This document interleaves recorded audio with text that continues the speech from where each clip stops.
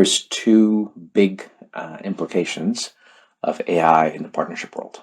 One, at the kind of the technology level, I think AI is really changing the game in terms of you start moving away from a completely fully verticalized single stack to really bringing different sets of data, different set of workflows, and how do you kind of make that all kind of come together.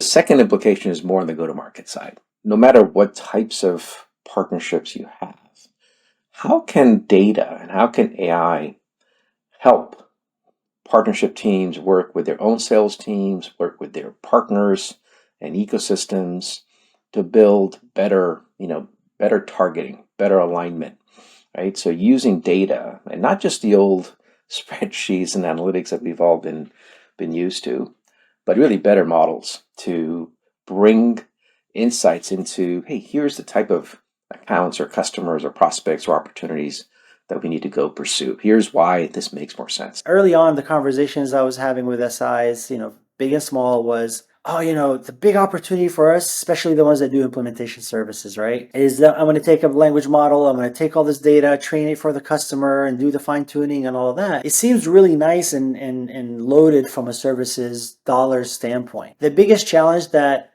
I could confidently speak to observing from the SIs is that is not scalable. That hasn't scaled for them. They all said, hey, we need a better, faster way because we're so much into the plumbing of this where we're losing sight of the value add at the end of the day. And whether the customer knows it or explicitly says that, hey, I want you to figure out the partnership angle, they're expecting things to work together to solve their use cases, right? If I'm using a specific conversational AI solution, but I also want to use my own language model or my own RAG architecture or my own embedding model, whatever the case may be, I want all of that to be interconnected and integrated, which in itself implies partnerships have to come together and connect the dots in the right way.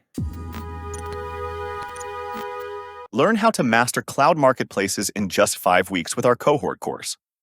Accelerate your growth by tapping into the $300+ billion cloud spend that enterprises have committed to AWS, Azure, and Google Cloud. Discover the future of go-to-market with Roman. During 10 weekly sessions, you'll learn how to leverage this fast-growing channel and network with top industry experts and partnership leaders. We will dive into marketplace strategies, internal buy-in, building relationships with the cloud, and mastering co-sell. Join our upcoming cohort. Super excited today to continue our discussion about how AI is changing partnership playbooks, how hyperscalers will influence this entire ecosystem and everything in between. And today I'm super thrilled to have two incredible leaders with us. We have Avanish Sahai, who doesn't need an introduction. Avanish is a board member. He was top executive and also early employee in many iconic software companies such as Google Cloud, Salesforce, ServiceNow, and he is board member in HubSpot. And we also have Bader Hamdan. Bader is ecosystem chief of Vectara, and he also was a colleague, if I'm not mistaken, of Avanish in Google Cloud. So a lot of hyperscaler background here. Bader previously was VP in Twilio, very famous company, and Cisco, and so on. Super excited to have both of you today. And maybe like a question to you and Avanish. I know that to kick us off, I know that you've been a little bit away from deep into business, doing incredible platform Johnny podcast, which we all loved and kind of cherished. And you've been in Stanford doing the program. Tell us a little bit more what you've been up to today. Hey Roman, first of all, thanks for having us. Always fun to see you, and that definitely I think a topic that's near and dear to all of our hearts. So yeah, no, I've been out of the operating role since I retired from Google Cloud in late 2021, and since then continued doing some boards. I'm actually no longer on the board of HubSpot. I retired from that one in September of last year, 23, as I joined a program at Stanford called Distinguished Careers Institute, DCI. And there it's a chance to kind of in this post-career phase, think about what are some of the big issues that are out there. And I'm particularly focused on three: sustainability. Second is AI and regulations, not on the technical side, more on the policy side. And third is the future of work. And all those things, I would argue, have some interconnectedness to kind of some of the big social issues that we're all facing or going to face as we go forward, not just in the US, but globally. So it's really a chance to kind of bring the experiences of the long career and figure out how to have a bit more social impact on some of these top issues. So it's been a really fun learning process and enjoying it a lot. Incredible. Jealous about that, and looking forward to hearing more sort of your perspective from the source of everything. Stanford being kind of very high in on sort of my loyalty level. Bader, tell us a little more about Vectara. And Vectara is AI company, right? And you joined it last year, I guess. And like, tell us a little bit more what you've been up to. Yeah, no, again, thank you for having us here. It's always good to be connected as well with you, Avanish. It's been a while since we connected, so this is really good. Thanks for bringing us together, Roman. Yeah, so I joined Vectara a little over a year ago now, running both partnerships, ecosystem partnerships, as well as corporate development. So I'm wearing two hats for the company. And as you know, there's a convergence that comes with partnerships and corp dev if you look at kind of some of the strategies that you can avail from them. It's been a really fun journey. I mean, Vectara, we're in the Gen AI space, so we're actually the trusted Gen AI platform for enterprise applications. We ultimately created a way for you to consume Gen AI through APIs. And we can get into that a little bit more, but we're ultimately a serverless retrieval augmented generation platform that companies, builders, product developers can build applications and their experiences on top of our APIs. So the analogy I always like to give coming from Twilio is we're like the Twilio of Gen AI, right? Nice. Great framing. All right, so I guess we talked briefly before we started recording, like whether, and I would love your opinion on maybe starting with you, Avanish, like from your perspective, how AI, and you've been leading partnerships, building ecosystem app stores, right, in Salesforce and ServiceNow and Google Cloud. How do you think AI is changing partnership playbooks or will change partnership playbooks? Like what are the things that kind of top of mind come to mind for you when you hear this question? Yeah. So look, I think this is still very much underway. So I'm going to put some ideas or hypotheses out there. I don't think it's by any means fully solved yet, but it's a super interesting and dynamic time to be in the space. So I think there's two big implications of AI in the partnership world. One at the kind of the technology level. I think AI is really changing the game in terms of you start moving away from a completely fully verticalized single stack to really bringing different sets of data, different set of workflows, and how do you kind of make that all kind of come together? And one thing I think we'll talk more about is, AI relies on data. Data still is very dispersed, both inside an organization and frankly outside an organization into their supply chains, into their customer chains, and so on. So I think one big implication is at a technology level, how does all that come together? And how do you kind of make the most sense of it? How do you kind of build the right kind of foundational models? And how do you leverage that so that AI can actually do what it's good at, which is seeking patterns, helping automate certain processes, helping workflows become a bit more sophisticated or faster and less manual. So I think that's one big chunk of change that's happening already, and there's more, a lot more to come. The second one is more, you talked about the partnership playbooks, and I think the second implication is more on the go-to-market side, which is no matter what types of partnerships you have, how can data and how can AI help partnership teams work with their own sales teams, work with their partners and ecosystems to build better targeting, better alignment, right? So using data and not just the old spreadsheets and analytics that we've all been used to, but really better models to bring insights into, hey, here's the type of accounts or customers or prospects or opportunities that we need to go pursue. Here's why this makes more sense. So I think there's two very fundamentally different pieces of it, and I think AI, most of us are pretty fundamental believers that AI is here to change a lot of that, and those are two areas that I think are going to be pretty dramatically different as we go forward. Amazing. Bader, it's the same question to you, and you've been sort of having a front row seat, right, to leading ecosystem in AI company. Like, what are your thoughts? Like, how playbooks are different from like previous roles? Yeah, I want to caveat one thing. It's interesting as we're talking about this from an AI perspective. AI is not new. We've had AI for many, many, many years. It's really generative AI that's a little bit different now. When ChatGPT came out and showed the world what's possible when it comes to leveraging language models and the data and the AI capabilities, like how does that all come together? So to answer the question, like, yeah, there's I agree with you, Avanish, right? There's two motions, right? Kind of the external view and the internal view of how you leverage it, AI, Gen AI into your processes, your emotions, etc. And there's a lot of implications from a go-to-market. There are a couple things I would want to share as well. There's, the customer, I always look at it from a customer lens. What's the end customer going to do with Gen AI? How are they consuming it?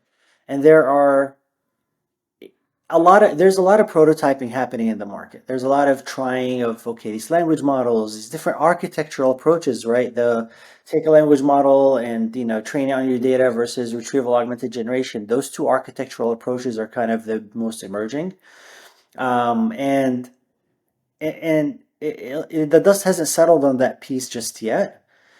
Which makes it even harder to say that we have an ecosystem playbook for Gen AI or AI in the first place, because it's not a repeatable motion just yet. But the good thing is that there's a lot of interest from the ecosystem in both technology stack from a technology perspective and integrations. The power of that platform plus the ecosystem coming together to create value for the end customers. That is a reality. There isn't necessarily a playbook just yet on Gen AI specifically, but we have a playbook around how to make successful co-development and integrations with technology partnerships. And the other lens is, both the systems integrators and the resellers. Every one of these companies right now is looking to differentiate via Gen AI, whether they have an AI practice or some sort of analytics data practice that they're now evolving to become Gen AI practice, or they're creating that as a differentiated new practice altogether in a business model. But the architecture is going to really define how this becomes more of a scalable play in the market, in my opinion, which will ultimately give us that, repeatable playbook from my ecosystem perspective. Amazing. So, like, just quickly, maybe to double click on what you said about playbook for platform and ecosystem. Can you maybe elaborate on that? Because I think it's a really interesting idea, right? Is it happening only on a big scale, or sort of in companies like hyperscalers, or is it happening sort of elsewhere as well? No, it's everywhere. So, I mean, if I could share maybe a couple things to kind of, draw the picture around what I mean by this platform plus ecosystem. So, one of my favorite quotes is one from Bill Gates that talks about what is a platform? It's when the value of the company that created the platform or the users that build on top of that platform, the value of that becomes much greater than the value of the company that created the platform. That's the platform. I'm misquoting the actual quote, but it's essentially that. And then you look at a McKinsey report that came out last year. I want to say that talks about the economic value of Gen AI being in the trillions of dollars. In there, it talks specifically about this opportunity nearly doubles when you embed Gen AI into the tech stack. So that is ultimately what I'm talking about when the ecosystem comes together and integrates their platforms, their solutions on top of each other in parallel to each other to create that value to the customers. That is a multi-trillion-dollar opportunity, again, according to the stats from McKinsey. But more importantly, it's the value that we're trying to create for the customer with these technology integrations. You look at the cloud providers. Every one of the cloud providers today has an element of Gen AI, whether it's in their marketplaces, which we're all used to, but also new routes to market like Amazon Bedrock. It's all about how to bring this kind of language models and embedding models and vector databases. How do you bring and stitch that together for the end customer? Google Vertex, Model Garden, etc. Right? So there are economies being built on top of, or the ecosystem itself and these platforms, just like we've seen with Salesforce in the past with the App Exchange. I mean, similar kind of thing is happening even, I would say, and Avanish, you came from this world too, right? It's like more, I would say, accelerated with this Gen AI, I don't want to call it craze because it's a reality. It's not a hype, it's here. So the ecosystem is primed to capitalize on this, in my opinion. And Avanish, I would love us to talk a little bit more, maybe later, about how partnership, like playbook for partnership managers that you mentioned, kind of like is changing. But before that, let's talk about sort of big picture, right? I think what Bader just mentioned about hyperscalers, and I've been tracking hyperscaler cloud commits, which grew. I think last year we had a podcast like this. We tracked something 240 billion in cloud commitments, and now it's like 370 billion, which is like plus 130 billion in cloud commitments just in 1 year. I mean, less than that, but sort of the huge growth, right? So what does it mean? And a big part of that is driven by AI, right? So what does it mean for like partnership playbooks for the entire tech ecosystem? I'm just curious, like about your opinion. Yeah, look, this is one of the fastest moving changes that I think I've ever seen in this industry. So when I was at Google Cloud, the marketplace was still somewhat nascent, and we didn't have motions that, for example, retired commitments or burned down commitments from customers. What you're describing, Roman, just to make sure that everybody who's listening kind of has context, right? Is these large hyperscalers, particularly the big three, AWS, Azure, and Google Cloud, sign these mega contracts with end customers. And the end customers could be banks, could be transportation companies, could be pharmaceutical companies. These can be 3 years, 5 years, 10 years of commitments to use the underlying infrastructure, right? And the accounting technicality is those commitments, they're called bookings or backlog. They don't become revenue, i.e. they don't translate into on a P&L into actual revenue until some workload consumes them. So these $370 billion are sitting on their books. They need to get them consumed. And one of the ahas we had back then was, well, if you get partner workloads to consume those, it actually helps burn those, as we call in the lingo, burn those down faster and convert it into revenue. And certainly, I think AI, because of the volume of data, the volume of processing. So think about storage, think about compute, think about networking costs. All those things are kind of driven. The more you can consume those, the faster you can burn those commits down. Because the volumes of data involved with AI and the complexity of running the models, all those three burn down faster. So the growth has been driven by projections of AI consumption. Now you need to make that a reality. And that, I think, is a fundamental change that we've seen over the last 4 years, maybe 5, but super accelerated in the last 2. And I agree with Bader, calling it AI broadly. It's really Gen AI has become the catalyst, right? There was always predictive AI and so on. But Gen AI has created an acceleration of that. And just tracking, and you do a great job of tracking these, Roman, so thank you for doing all the analysis and keeping us up to date on how the numbers are changing. But there's a motivation. And I advise a bunch of companies who are working with these hyperscalers and how to figure that out, how to figure out what the consumption patterns are going to be. How quickly can they help a customer burn down those commits and then frankly renew their commitments? So this is a very dynamic area where it kind of again brings technology and business and candidly accounting all together to solve for burning these commits down.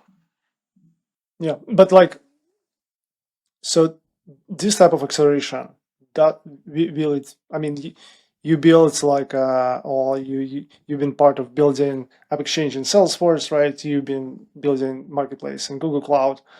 Do you think this will kind of permanently shift the balance towards hyperscalers, or do you think this will it's just like just numbers, right? It's numbers. Yeah. I mean, look, I've been around long enough that I'd be kind of stupid to make a projection because things change. Right now, do the hyperscalers have a distinct advantage because they're the kind of the access point for these large commits and consumption patterns? Yes. But underlying most of them, by the way, is NVIDIA, right? So really the biggest beneficiary of all this is NVIDIA. And a lot of Baders and my colleagues now are at NVIDIA, helping NVIDIA think about where it's going to play, right? So they've been obviously a dominant player at the chip level and the chip infrastructure, but they're building software development frameworks and platforms. They're moving up the stack. So could they change the game? Could your, chip partner become your competitor tomorrow? Perhaps. Is NVIDIA itself is being attacked by a number of, both incumbents like Intel and AMD and new chip startups. I never thought there'd be chip startups again, but here we are. There are companies kind of rethinking that. So to come back to your question, in the moment, I think the hyperscalers do have an advantage. They have the incumbency, but are they going to be forever in that role? I think it's a tough one to call. I think there's going to be many different ways of figuring out, how the economics flow, how frankly the technology needs to advance. Can the hyperscalers maintain their role as the kind of first point of engagement? I think the jury still is out. I'd love to hear what Bader thinks about that because he's been around that space too. Yeah, what's interesting is definitely don't want to make that prediction either. There's like to your point, there's an opportunity for the hyperscalers to capture that spend, and help customers engage in that journey, right? Again, the Bedrocks and the Vertexes of the world, trying to help customers make sense of these language models and embedding models. But again, the jury is out. I'd like to think, coming from a RAG platform, that the RAG architecture is going to win. But there's another element that's going to be even more critical, right? So while they're capturing kind of the LLM, today customer, I'll help you get the LLM, the embedding models, etc. We'll stitch that together, and you build the application on top of that within my ecosystem, within my platform.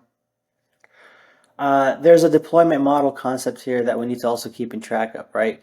There's SaaS services, there's VPC, right? And cloud providers are going to definitely capitalize on that.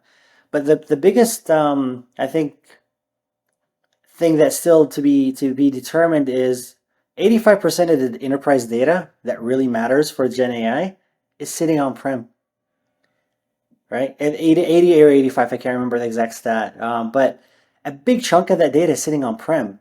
So on prem is going to be sexy again in this Gen AI era because you want to bring Gen AI to them, not the other way around, and you want to meet them in their journey where they are. So to your point, right? There's the Nvidias of the world are all going up the stack. You have new folks like Grok coming on and competing with LPUs.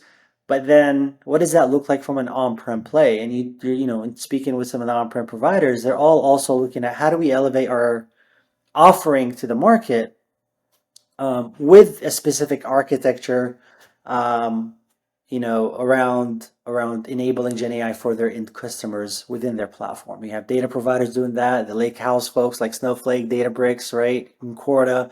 They're all doing something around Gen AI, enabling Gen AI functionality within their product, which makes me really excited. It's a big opportunity for us, right, when it comes to providing that. And it's almost like the Intel Inside story, if you guys remember that. The Intel Inside story, it's literally like that with Gen AI, and there's going to be a big on-prem play, in my opinion, with this.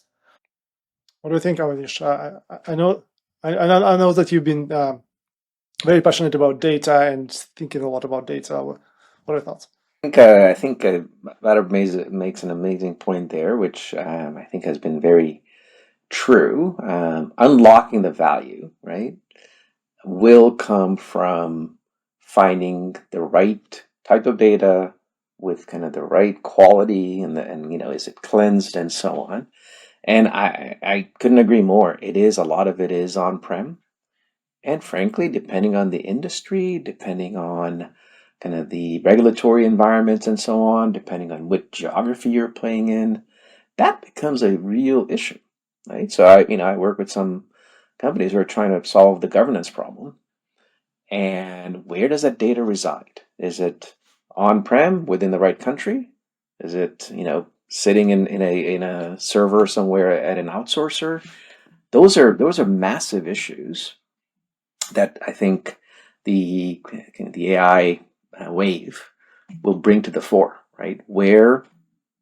What's relevant? How do you bring it together? That's, by the way, that's only the internal data, right? And I think the second part becomes, hey, what data sits within my supply chain? What data sits within my distribution chain? How do I bring that? And if let's say I'm a channel-centric company that sells through distributors and resellers and so on, a lot of my data that's relevant for my models actually sits in my ecosystem, in the other form of ecosystem, not the technology ecosystem, but my distribution ecosystem. How do I bring that in? Do I? What permissions do I need? Do I have the rights to use it?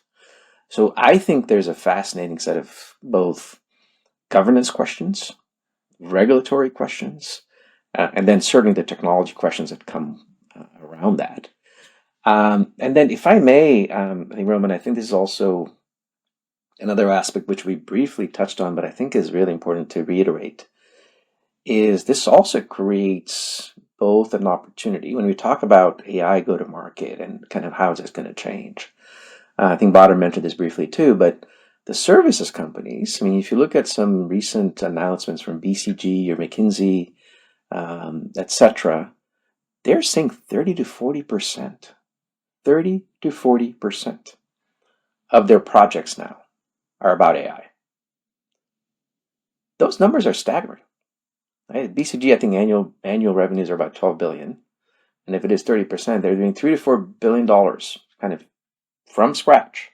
I can guarantee you that ServiceNow did not exist 2 years ago. Kind of certainly was not called their Gen AI practice, and they're doing $4 billion in advisory work. And remember, this is BCG or McKinsey; they don't do any implementation by and large. But this is just the consulting on figuring out what is that. What are those questions? Where does the data sit, and what you might need you to do to solve that, right? So it's a massive both problem, but also therefore a massive opportunity. And I agree with Bader. I mean, there's different technology architectures that are going to have to come into play and governance models to kind of help figure that out as well. And if I can add a little bit on that as well, just to dovetail off of what you said, Avanish, on the like compliance and regulatory piece, like that is 100%. The biggest hurdle challenge that needs to be overcome is, as you know, with LLMs in general, Gen AI, there's hallucinations, this concept of hallucinations, making things up, right? So when you try to implement that into the enterprise, you don't want whether it's your AI assistant, your search, whatever it may be that you're enabling with Gen AI functionality, to start making things up. Again, hence the whole architecture approach, but also, no one has solved for that hallucination problem just yet, and no LLMs would anytime soon. Probably in the next year we would. The good thing is, there are models in place. There are safeguards called guardrails, right? Everybody's talking about guardrails. How do you put guardrails around it? So an example, like, with Vectara, what we've done is created a hallucination evaluation model. It's actually the number one hallucination model out there in GitHub, in Hugging Face. And it allows you to kind of control the output that's being generated by the LM and say, okay, how much hallucination is really happening, and to have that confidence ultimately score and confidence into the application. That's one piece, right? The other one is, how does the services partners take advantage of this opportunity as well? There's the data prep, there's the data cleansing, there's the data convergence as well, bringing all that data together. What was interesting to the architecture piece and the SIs early on, the conversations I was having with SIs, big and small, was, the big opportunity for us, especially the ones that do implementation services, right? Is that I'm going to take a language model, I'm going to take all this data, train it for the customer, and do the fine tuning and all of that. And it seems really nice and loaded from a services dollars standpoint. The biggest challenge that I could confidently speak to observing from the SIs is that is not scalable. That hasn't scaled for them. They all said, hey, we need a better, faster way because we're so much into the plumbing of this where we're losing sight of the value add at the end of the day. And again, if we always keep the customer as our North Star, what is the end user use case? What is the end user value that we're creating? Again, back to the playbook concept, the playbook is being written as we go, and it'll be interesting to monitor kind of how that all shapes out in the future. Super interesting. I want to just maybe quickly sort of having like a crystal ball, right? Like kind of looking at as a crystal ball. What's your intuition? Like how data will be solved? Do you agree with Bader that it's going to be sort of Intel Inside sort of model, kind of running on-prem, or do you think it's going to be hybrid in some ways? Like all companies will move more to the cloud. What do you think? Look, I'm a fundamental believer that these things you kind of land in the middle, right? It's not one extreme or the other. So I believe both at the architecture level and the underlying technologies, it'll be a bit of hybrid, right? And I 100% agree that you have to start with the customer, and there'll be certain use cases where the data is already in some form of cloud architecture, it's exposed, it's not super confidential, and therefore it's available, and you can, through some APIs and through some other mechanisms, you can aggregate it and run it and so on. Other data could be super sensitive, right? If you go to a pharmaceutical company, their research data on new drug discovery, those are their crown jewels, right? They're not going to put those out in any shape or form in a place where there's any kind of risk of it being exposed or one of their competitors having access to it or anything like that, right? And to the point of hallucinations, I think the corollary of that is also, hey, and I think Samsung is still the canonical example of someone putting, proprietary code inside a model in a public GPT, and it shows up in public, right? Those things freak people out, and they should, right? So I think it'll be a hybrid model. I think it'll be very use case dependent. I think there'll be different technology stacks that'll kick in, and again, I do say this with somewhat high confidence. I think the governance model is where there's some of the biggest challenges are still, and figuring that out, and frankly, doing it in a scalable fashion, I think is exactly as Bader said, is a challenge, right? So there's some technologies that are coming around to help, at least map it out. I'm advising and invest in a company called Confer that's trying to figure that out. And there's different ways of sorting it, but it is definitely a bit of a Wild West still. And there's different philosophies coming from, the different players, whether it's OpenAI, whether it's Anthropic. They take different approaches to how they manage, data protection and so on. And I think that's still TBD again, crystal ball or not. But I think it'll be a bit of a hybrid model.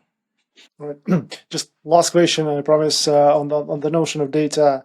We had recently a conversation with AI startup, which was kind of convinced like that's to become like one of the selected partners on one of the hyperscalers. They need to somehow have like a data play that would be resided in some ways. I'm just curious, like on both of your opinion, like for AI startups, like what is a data play that they should have with hyperscalers, if any? And if this is a not reasonable question, feel free to skip it. Well, hey, look, that's a $370 billion question, and I think part of it is it's a decision you're making, right? There's some acceleration that you get by working with a hyperscaler, right? So as a former executive at Google, I do believe that. I think using some of the underlying infrastructure and models and so on, and saying, look, the plumbing piece, at least as an let's say an application provider that relies on the underlying AI, I can count on scale, I can count on reliability, I can count on performance, I can count on data centers spread around the world. Those things have huge value, right? So I think from a product delivery acceleration perspective, working with the hyperscalers makes a lot of sense. But then at the same time, you are making, again, you're making as an ISV or as an app company, you're making a commitment to that infrastructure. And you're making a commitment to that particular company and with some expectations around what a partnership could look like, what a go-to-market could look like, and unfortunately, probably the most critically, could they become your competitor one day, right? So those are trade-offs that you have to consider. Now, does that mean you go and build from scratch the full stack that you need to build your model? I know some people who are doing that, by the way. I think some people have made that trade-off and did the analysis and figured out what the risks and pros and cons were, and they're basically building their own in private data centers. They're building their own architecture because they want to control and they want to make sure that all access points and all the optimization for the models and so on is under their control. So again, philosophically, those are very different approaches, and most importantly, I think economically, they're very different approaches. But I think you'll keep hearing us say this. I think it does come back to the use cases and kind of being very thoughtful about what problem are you actually trying to solve. Yeah. Now, 100%, if I can add to that, right? It's like the use cases for sure. There's going to be use cases that will be okay and will fit and will always continue to sustain in the cloud approach, right? With the cloud providers. There's some that are going to be a mix, like VPC deployments again into the cloud. There's some that there's no way ever they'll go into the cloud. Even the LLMs and I'm not going to even call on the open AI APIs or etc. Right? So there's the use case and the architect. What's interesting, Avanish, is what you said about the architectures that are being deployed on-prem. I can't remember the name of the website, but there's a website that goes and scavenges like all the different, AI ML roles out there, and one of the biggest requirements that a lot of companies are hiring for, which kind of validates this point about the expertise they need in house so they can build this stuff within their walls, their data center. Um, is this new architecture approach of retrieval augmented generation. There's a lot of requirement headcount around RAG. And many of the conversations that we're having as well here at Vectara is, people are building their own RAG, or they want to consume RAG as a service. So, that is TBD. But the one thing I would add to kind of back to that crystal ball question, we're going to start seeing Gen AI to the edge, right? That's something that's being solved for. How do you really scale it out to the edge? Again, to help from that performance perspective. And if I had to predict something honestly in the future, like this would be, the vision we had, years back about, the multi-cloud automation orchestration story, and it's like one cloud, doesn't matter what cloud you're on, we're gonna take care of you. We're gonna probably need to get to that point, and hopefully Gen AI will accelerate it because of the data element, right? That is in different buckets. How do you bring all of that in a much more unified way, in a much more holistic way to the customer to create that value using these Gen AI models and Gen AI approaches? So, Amazing. Thanks so much. So, kind of on the topic of customers, we recently had an event with Microsoft, and one of the big themes was that customers actually expectation of customers are changing quite a lot, right? So like because of AI, sort of customers want AI to be, like sort of apps to be much more intelligent and so on. And like historically, sort of partnerships are typically built on kind of bundling different products and sort of reaching to customers. I'm curious, like your opinion, how do you see customers' expectations are changing and whether they are kind of driving more partnership dynamic or not, or whether they're changing kind of like playbook of partnerships and customer expectations are changing in response to AI shift? I think, look, whether the customer knows it or explicitly says that, hey, I want you to figure out the partnership angle, I think they're expecting that. They're expecting things to work together to solve their use cases, right? If I'm using a specific conversational AI solution, but I also want to use my own language model or my own RAG architecture or my own embedding model, whatever the case may be, I want all of that to be interconnected and integrated, right? So I think the customer has the expectation of seamless integrations, which in itself implies partnerships have to come together and connect the dots in the right way. That's just my opinion. Avanish, what do you think? Look, this is something I've said for a little while. I started using the term ecosystem very purposefully a few years ago. And it was because the world of partnerships was very siloed, right? You had tech partnerships, you had maybe some ISV partnerships, you had the SIs, you had the GSIs, you had the resellers or the MSPs, and each of those operated somewhat independently.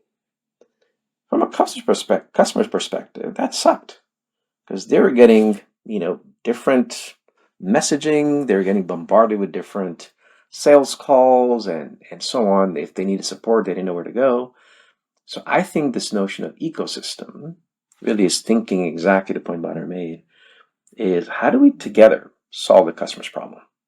And that could be a platform vendor plus 2, 3, 4, however many technology partners that are relying on that infrastructure, plus maybe 1 or 2 boutique service partners, plus maybe a GSI, global SI as a general contractor. That's the ecosystem playbook. And I think AI, to the points we've been discussing here, because of the reliance on data, because of the reliance on all these things kind of coming together and not being siloed, I think it's an accelerant. And if someone shows up with kind of this comprehensive, hey, look, this is how we solve this problem, and we also do solve the problem of the underlying technologies that need to come together, maybe with some additional cleansing tools and maybe with some additional third party data and so on. We've got that. But within this time frame, this kind of resourcing, we're going to solve this problem for you. That is, I think, what the customers are looking for. And that's why I think the ecosystem kind of mindset, more than anything else, is really, really critical. If each of those pieces shows up as a silo and says, hey, I'm going to solve this little piece of the problem for you, but this other side, that's not my problem. Any customer I know will say, look, I'm on a clock here. I've got board members, I got the C-suite, I got whoever breathing down my neck. This is now a board agenda, by the way. Where are we on AI? Where are we using it? What are the what are the opportunities? What are the risks, etc. And if someone does not have a clear-cut answer to that, and they can have a comprehensive approach, that's career limiting. So I think there's a huge difference in how companies need to go to market on this front. And so real quick to add to that, right? That triangulation of the ecosystem, I think is something that the hyperscalers are actually capitalizing on right now, right? You look at some of the recent announcements the hyperscalers did with regards to, allowing channel partners to transact ISV marketplace offerings. Like that wasn't.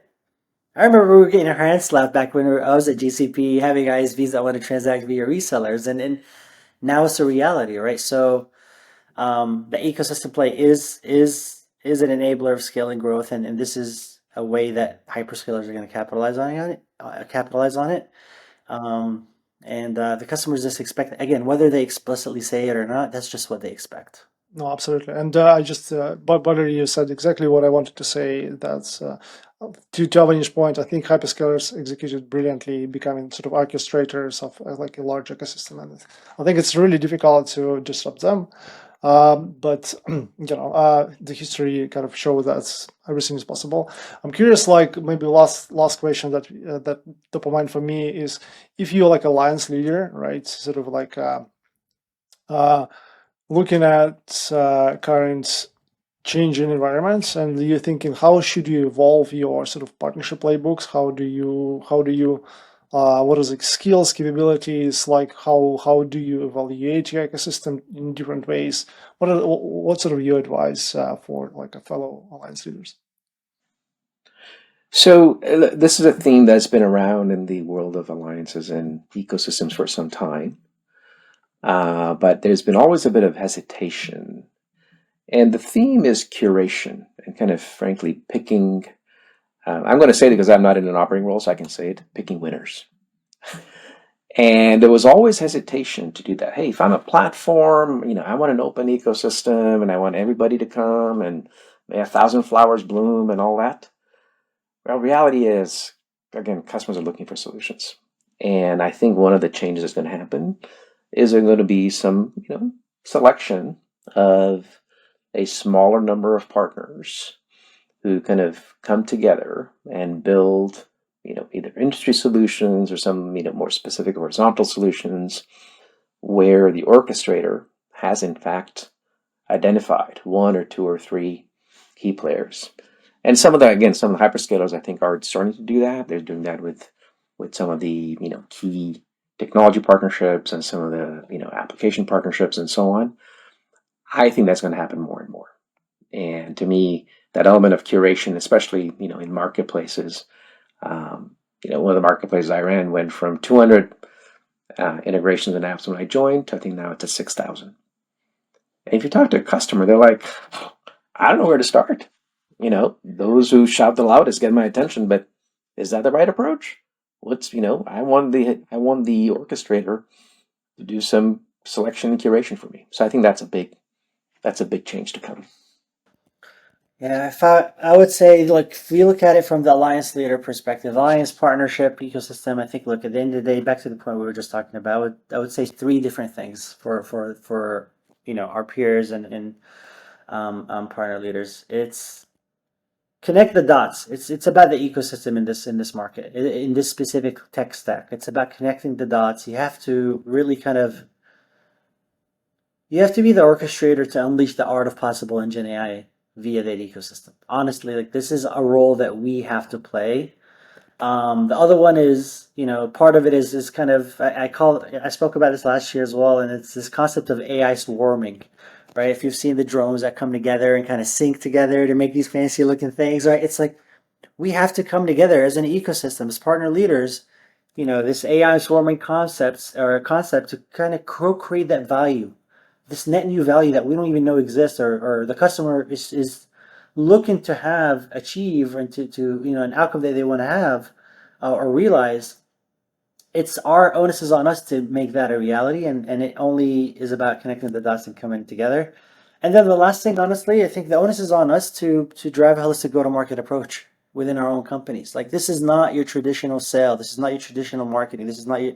Everything is being disrupted across every function, and so the best position to be in my opinion, in this decade and on is this ecosystem role, because you can be the orchestrator and you can connect all these pieces together to bring value add for your own company, to the board, to investors, as well as as importantly is to the market itself and what the customers expect. So the coming together of the partnerships and just elevating your game, right? I mean, that's a call I would say, whether you're an AI company or not, you are an AI company, whether you like it or not. So get on with the bandwagon. 100%. Thanks so much, Bader. And thank you so much, Avanish, for joining us, and Bader as well. Today, incredible conversation. I think we covered like a lot of important topics. I think that obviously there's no like clear like solution for any of those questions, but I think there's a lot of insights in our conversation. Thank you so much, and I look forward to having both of you at some point. So, like, what's the best way for to stay in touch with both of you, Avanish, Bader? LinkedIn for sure. So yeah, just reach out on LinkedIn. And no, thanks for having us, Roman. Delighted to have this kind of conversation. And again, we don't have all the answers, but we certainly have some points of view. Together, we will come up with the answers back to the point I just made. But yeah, LinkedIn would be the best way to reach out. And if anybody's interested, partnerships at Vectara.com. Happy to connect with you guys there as well. Amazing. Thanks so much. And until the next time.